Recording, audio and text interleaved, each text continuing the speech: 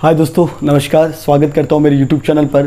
दोस्तों, आज जो हम टॉपिक पढ़ने वाले हैं वो कम्युनिटी हेल्थ ऑफिसर जो भी CHO की पोस्ट निकली उसके लिए बहुत इंपॉर्टेंट है और बाकी एग्जाम के लिए भी काफ़ी इंपॉर्टेंट टॉपिक है। तो आज जो हम टॉपिक पढ़ेंगे वो पढ़ने वाले हैं लेवल ऑफ प्रिवेंशन। तो चलिए शुरुआत करते हैं। नवीन है मेरा नाम और बढ़ते हैं टॉपिक पर।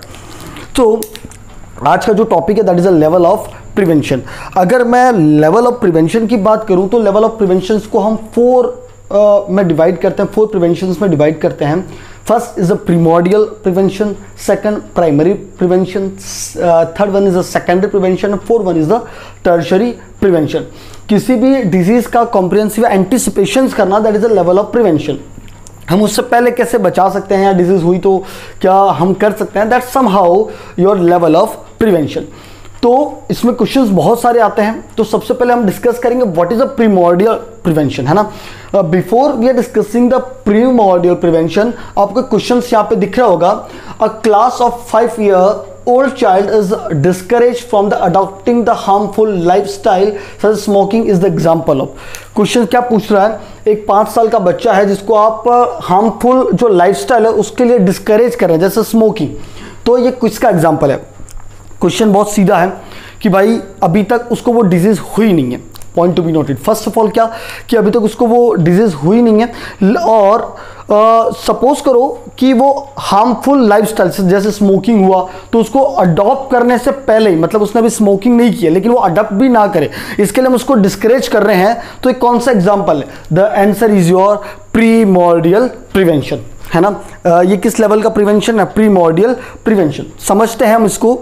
देखो, which include to prevent development of risk or emerging factor in a susceptible population। समझना क्या कह रहा है कि डेवलपमेंट ऑफ रिस्क, हम यहाँ पे जो रिस्क डेवलपमेंट है, जो एमरजेंट फैक्टर्स हैं उसको ही हम रिड्यूस कर रहे हैं, उससे ही प्रिवेंट कर रहे हैं इन अ ससेप्टिबल पॉपुलेशन। ससेप्टिबल पॉपुलेशन आप इसको एक एग्जांपल से समझिए।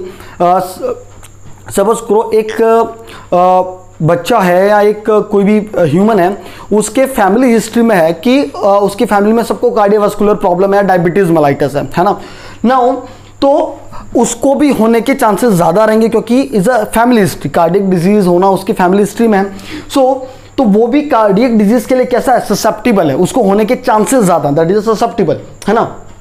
तो डेवलपमेंट ऑफ रिस्क, अब जैसे कार्डियक डिजीज की आप बात करो, कोरोनरी आर्टरी डिजीज की बात करो, उसके रिस्क फैक्टर क्या होते हैं, जैसे ओबेसिटी है, हाइपरटेंशन है ना।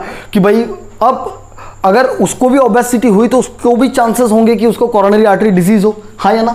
सो हम उसके ऐसे सभी रिस्क फैक्टर और इमर्जिंग फैक्टर को प्रिवेंट करेंगे, जैसे उसको ओबेसिटी नहीं होने देंगे, है ना। उसको पहले ही हम ऐसा एजुकेशन देंगे या ऐसे पहले ही चीज़ें हम उसको करवाएंगे ताकि उसको क्या नहीं हो, ओबेसिटी नहीं होगी तो उसको कार्डियक प्रॉब्लम नहीं होगी। सपोज करो इन दिस एग्जांपल कि भाई स्मोकिंग भी आपका कोरोनरी आर्टरी का एक रिस्क फैक्टर है ना, मॉडिफाइबल रिस्क फैक्टर है। सो हम उसको मना करेंगे कि भाई आप स्मोकिंग मत करो, जिससे आप किसके लिए ससेप्टिबल नहीं हो, कोरोनरी आर्टरी डिजीज से, है ना। तो somehow this is your concept. Now इसको ऐसे समझिए, एक primordial prevention is a new concept which receiving the special attention in the prevention of chronic disease. हम इसमें स्पेशल अटेंशन देते हैं जो क्रॉनिक डिजीजेज होते हैं। जैसे क्रॉनिक डिजीजेज में आपकी मैंने एक एग्जांपल बता दिया कोरोनरी आर्टरी डिजीज का। दूसरा मैं आपको एग्जांपल बता सकता हूं जैसे डायबिटीज मेलाइटिस हुआ, हाइपरटेंशन। तो that are such as chronic disease. तो इसके लिए हम वो मेजर पहले से ही लेना स्टार्ट करते हैं जिससे डिजीज ना हो, या जिससे वो ससेप्टिबल होस्ट है, जो ससेप्टिबल ह्यूमन है, उसको हम पहले वो चीजें बताते हैं ताकि उनको वो क्रॉनिक डिजीज ना हो। तो इस काइंड ऑफ प्रिवेंशन कौन सा होता है, प्रीमोर्डियल प्रिवेंशन। नाउ तो हम ये करेंगे कैसे, why we are prevention of chronic disease, हम ये करेंगे कैसे, डिस्करेजिंग चिल्ड्रन। हम बच्चे से भाई जैसे उसकी एमर्जिंग फेज है, उसकी एमर्जिंग एज है, उसमें ही हम डिस्करेज करेंगे कि आप harmful lifestyle, harmful risk factor को अभी से ही डिस्करेज करो, अभी से उसको अडॉप्ट नहीं करें। जैसे मॉर्निंग में जल्दी उठ जाना, एक्सरसाइज करना, योगा करना, मेडिटेशन करना, स्मोकिंग नहीं करना, है ना। दैट इज समहाउ हम ऐसी जो भी प्रिवेंशन मेजर लेंगे वो किस में आएंगे, प्रीमोर्डियल प्रिवेंशन में। नाउ अगर आपको इतनी चीजें समझ में आई तो आपको मोड ऑफ इंटरवेंशन, इसमें क्वेश्चन हमेशा पूछा जाता है। मोड ऑफ इंटरवेंशन मतलब हम इस प्रीमोर्डियल प्रिवेंशन को कैसे इंप्लीमेंट करेंगे, कैसे इंटरवीन करेंगे। तो मोड ऑफ इंटरवेंशन क्या होता है? Individual education, that the very very important education. या तो आप इंडिविजुअल एजुकेशन दो, एक एक को भाई इंडिविजुअल बुला लिया, जो ससेप्टिबल है उसको बुला लिया हमने, और उस ससेप्टिबल होस्ट को हमने एजुकेशन दे दिया कि अगर आप ज़्यादा जैसे ओबेसिटी होगी, अगर आप एक्सरसाइज नहीं करेंगे तो आपको ओबेसिटी होगी तो may be your risk for the cardiac problem, है ना, चूंकि आपकी फैमिली हिस्ट्री में। तो हम इंडिविजुअल को एजुकेट कर सकते हैं। मास एजुकेशन, भाई हमने बहुत सारे लोगों को बुला लिया, एक साथ हम एजुकेट कर रहे हैं, that is your mass education. So that's the mode of intervention. This is a very very important, है ना। somehow अगर इसका आप कंसेप्ट समझे तो इसका कंसेप्ट क्या है कि आप मेनली जो डिस्करेज करेंगे हार्मफुल लाइफस्टाइल को अडॉप्ट करने के लिए, that is a very very important. Primordial prevention mainly जो नॉन कम्युनिकेबल डिजीज है, आप इसको भी समझ सकते हैं, जो नॉन कम्युनिकेबल डिजीज है उसमें लागू होता है ना, नॉन कम्युनिकेबल डिजीज, ये क्वेश्चन पूछा गया था, है ना। So that is somehow your primordial prevention. Now we are going to discuss the primary prevention. तो अब हम डिस्कस करेंगे प्राइमरी प्रिवेंशन। देखिए प्रीमोर्डियल प्रिवेंशन में जहां हमने बात की थी एजुकेशंस की, प्रीमोर्डियल प्रिवेंशन में हमने इंडिविजुअल एजुकेशन, मास एजुकेशन, मेनली हमने एजुकेशंस की बात की थी। यहां पे हम किसकी बात करेंगे? एक्शंस की। पॉइंट टू बी नोटेड, जहां बात एक्शन की आ जाती है, जहां बात किसकी आ जाती है? एक्शन की। और वो भी एक्शन कब? Action taken prior to the onset of disease. अभी डिजीज हुई नहीं है, डिजीज होने से पहले हम एक्शन की बात कर रहे हैं।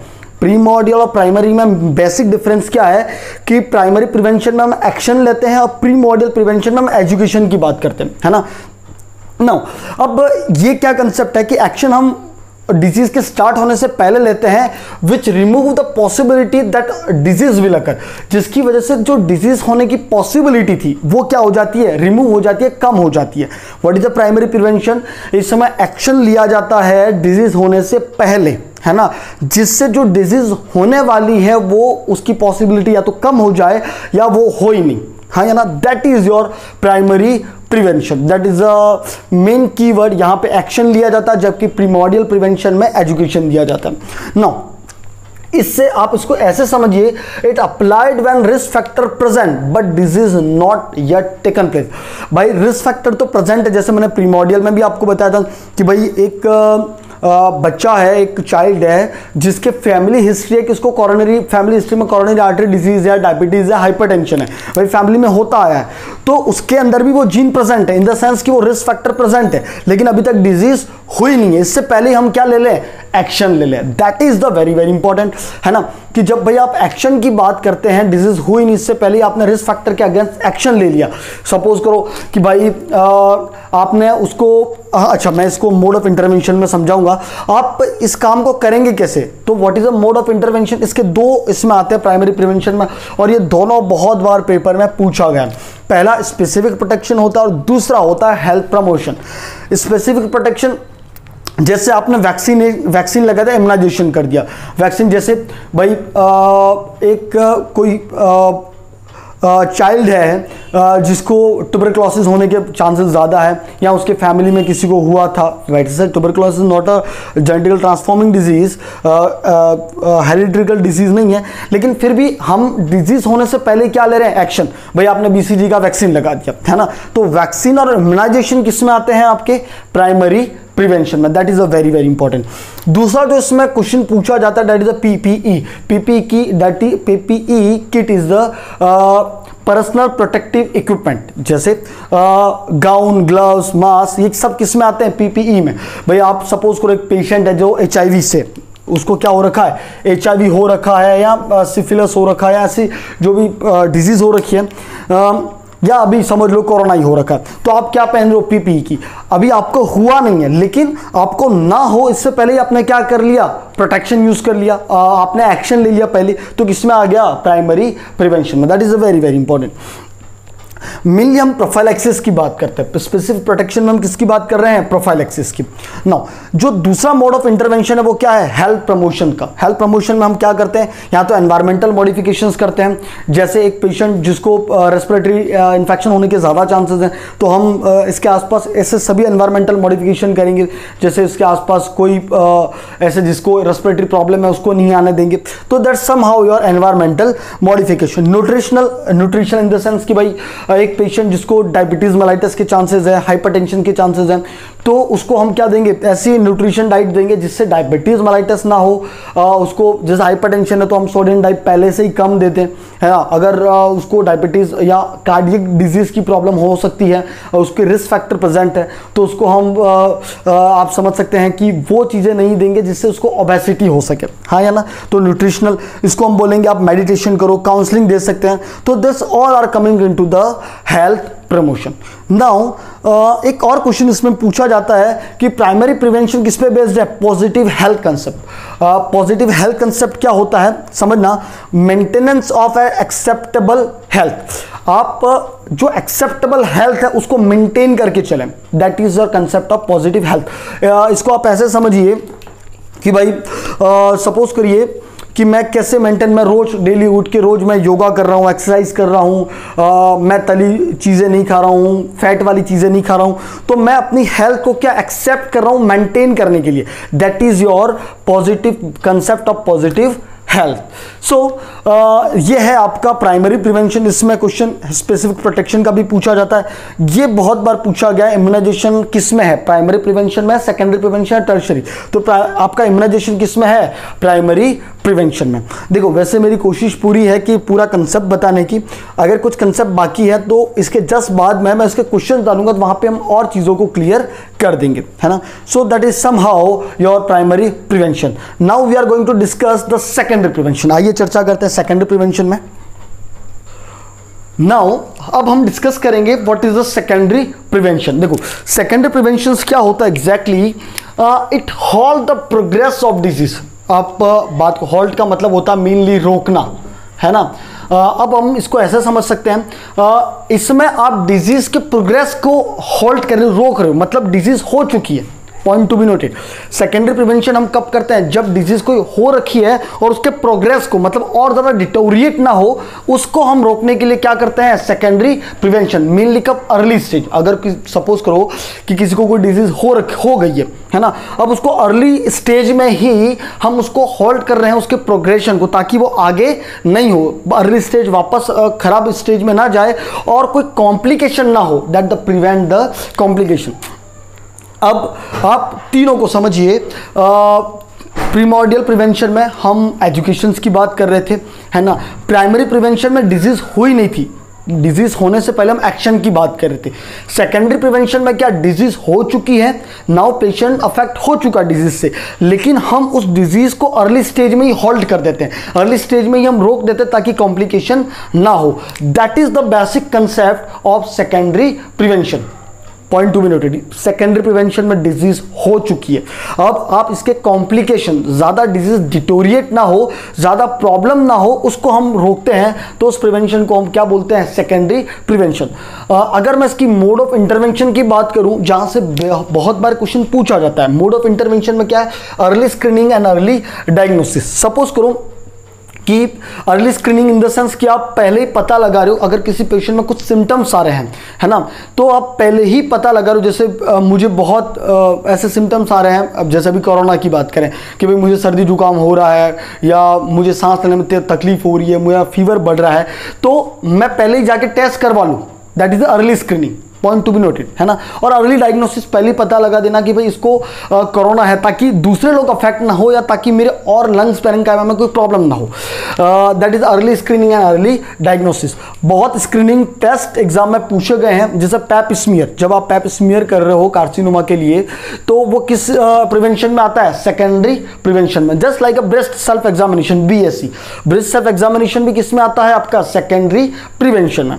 नाउ प्रॉपर ट्रीटमेंट, सेकंड जो मोड ऑफ इंटरवेंशन क्या है इसका, प्रॉपर ट्रीटमेंट। प्रॉपर ट्रीटमेंट क्यों भाई अगर आप डिजीज़ को आपने अब डायग्नोस हो गई है, अब उस पेशेंट में वो पेशेंट सफ़र है उस डिजीज़ से, तो अब उसका आप क्या करोगे, प्रॉपर ट्रीटमेंट करोगे। प्रॉपर ट्रीटमेंट करने से क्या होगा, आप कॉम्प्लिकेशंस को होल्ड करोगे, कॉम्प्लिकेशन नहीं होने दोगे, हाँ या ना। तो that is your 2 mode of intervention, early screening और अर्ली डायग्नोसिस किस में करते हैं अपन, सेकेंडरी प्रिवेंशन में। प्रॉपर ट्रीटमेंट भी किस में करते हैं हम, secondary prevention. That is the very very important. जिसने भी नेशनल हेल्थ प्रोग्राम है that run by government of India, जिसने भी नेशनल हेल्थ प्रोग्राम है, जैसे नेशनल फाइलेरिया प्रोग्राम हो गया, मलेरिया इरिडिकेशन प्रोग्राम हो गया, वो सभी कौन से लेवल पे ऑपरेट होते हैं, सेकेंडरी लेवल ऑफ प्रिवेंशन। यहाँ से क्वेश्चन बहुत बार पूछा गया है ना।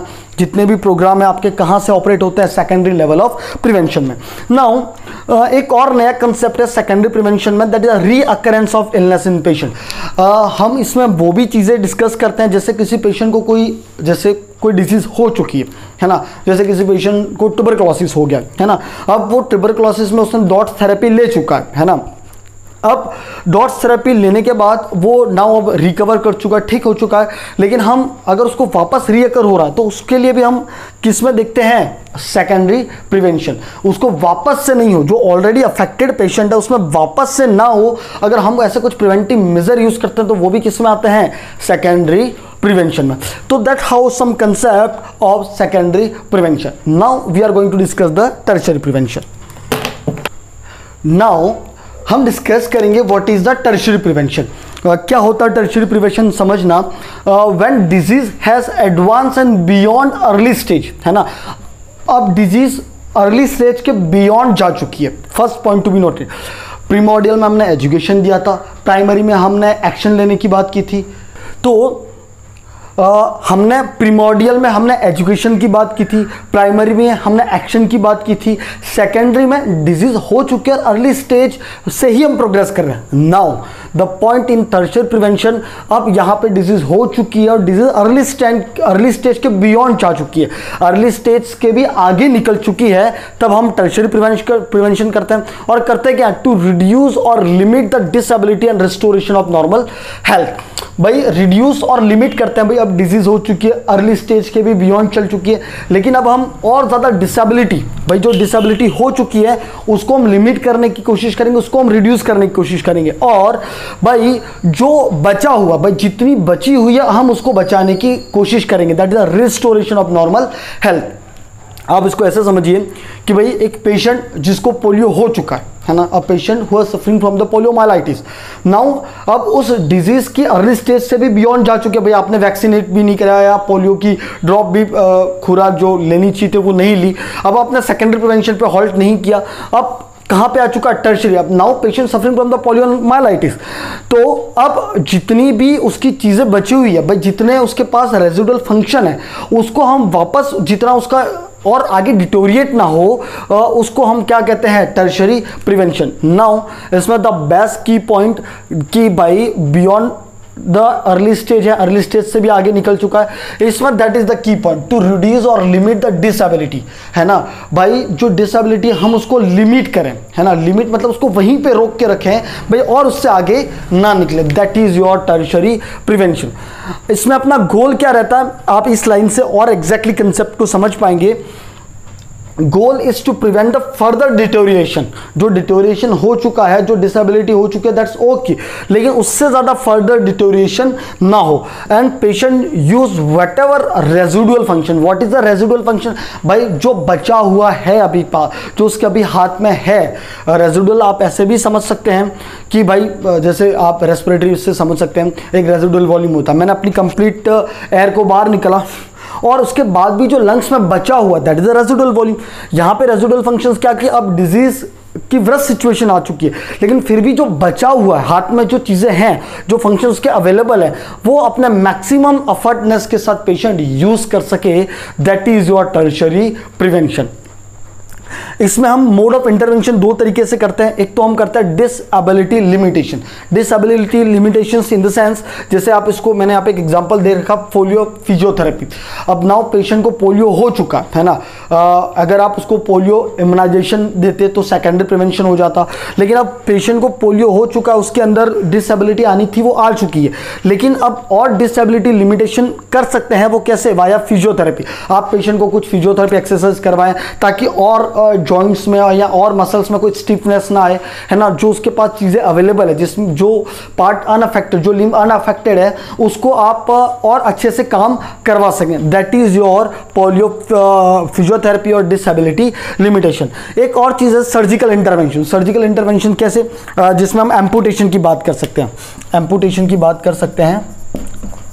एम्पुटेशन जैसे कि भाई सपोज करो एक पेशेंट जिसके भाई किसी एक दो फिंगर में कुछ प्रॉब्लम हुई है या उसको नेक्रोसिस हो रखा है। सपोज करो कि भाई एक पेशेंट जिसको इन दो फिंगर में नेक्रोसिस हो चुका है। अब इसको आप बचा नहीं सकते, लेकिन इन दो फिंगर को आप बचा सकते हैं। तो हम क्या करते हैं, इन दो फिंगर को काट देते हैं, एम्पुटेट कर देते हैं, ताकि ये दो फिंगर जो बची हुई है हम उसका मैक्सिमम यूज करवा सके, ताकि और ज़्यादा डिटोरिएट ना हो। That is a surgical intervention और amputation. Next that is a rehabilitation. Rehabilitation very very nice concept और इस पे बहुत बार एग्जाम में क्वेश्चन पूछा जाता है। रिहैबिलिटेशन क्या होता है कि भाई जो चीज़ें पेशेंट के पास बची हुई है उन चीज़ों को यूज़ करके वापस उसको अपनी पुरानी लाइफ में ले जाना, that is your rehabilitation. Point to be noted. क्या कह रहा हूँ मैं कि भाई जो चीज़ें पेशेंट के पास जो रेजिडुअल फंक्शन है उनको लेकर वापस उसको पुरानी लाइफस्टाइल में, देखो एज इट इज़ तो नहीं आ सकती जैसी पुरानी चीज़ें हैं, लेकिन वेदर मैक्सिमम उसको अपनी पुरानी चीज़ों में, पुरानी लाइफस्टाइल में वापस ले जाना ही क्या कहलाता है? रिहैबिलिटेशन। रिहैबिलिटेशन मेनली मेडिकल हो सकता है, वोकेशनल हो सकता है, सोशल होता है, साइकोलॉजिकल। मेडिकल कि भाई और उसको कोई इंजुरी ना हो, that is a medical rehabilitation. Vocational कि भाई आप उसको कुछ ऐसी ट्रेनिंग दे, ऐसा वोकेशनल ट्रेनिंग दे जिससे वो अर्न द मनी कर सके, कुछ पैसा कमा सके अपने लिए, वो किसी और पे डिपेंडेंट ना रहे, ताकि अपनी पुरानी लाइफस्टाइल में आ सके। सोशल रिहैबिलिटेशन होता है इन द सेंस कि भाई सोसाइटी के साथ कैसे रिलेशन वापस स्टैब्लिश कर रहे हैं, सोसाइटी में कैसे वापस आपको जाके रहना है, सोसाइटी में कैसे एडजस्ट करना है, दैट इज और सोशल रिहैबिलिटेशन। और नेक्स्ट इज अ साइकोलॉजिकल कि फुल कॉन्फिडेंस से, साइकोलॉजिकल मतलब फुल कॉन्फिडेंस से उसको स्ट्रेस फ्री करना, कि भाई आप सोसाइटी में भी जाएं, कुछ काम भी करें तो वो फुल कॉन्फिडेंस विद स्ट्रेस को हटा के आप रिहैबिलिटेट करें। That is your psychological rehabilitation and this is your tertiary prevention. So this is your complete of level of prevention जिसमें बहुत सारे क्वेश्चंस पूछे जाते हैं। तो ख़त्म होता है अपना लेवल ऑफ प्रिवेंशन। मैं इसके जस्ट बाद में, जिस दिन ये वीडियो अपलोड हो रहा है उसके एक जस्ट दिन बाद में मैं इसके क्वेश्चन डालूंगा, ताकि आपका लेवल ऑफ प्रिवेंशन का कंसेप्ट बिल्कुल क्लियर हो जाए। So thank you so much. इस वीडियो को अगर आप एंड तक देख रहे हैं और अगर आप शेयर करें, सब्सक्राइब करें, दैट्स डिपेंड ऑन यू। अगर आपकी मैं हेल्प कर पा रहा हूँ तो शेयर करें, सब्सक्राइब करें, और तो क्या बोलूँ, थैंक यू सो मच। ठीक है, मिलते हैं नेक्स्ट वीडियो में।